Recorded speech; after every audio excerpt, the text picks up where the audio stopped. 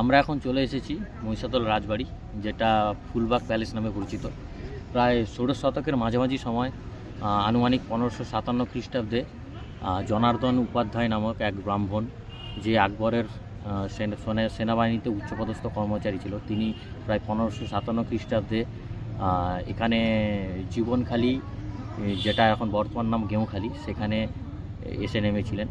তো সেখানে এসে এখানকার যে মহিষাদলের প্রথম রাজা ছিল কল্যাণ রায়চৌধুরী, তিনি নবাবকে তার রাজস্ব জমা দিতে না পারার জন্য তার এই সম্পত্তি নিলাম হয়। তো সেই নিলাম দেওয়া সম্পত্তি জনার্দন উপাধ্যায় কিনে নেন এবং তিনি এখানকার প্রথম রাজা হিসেবে উপনীত হয়েছিলেন।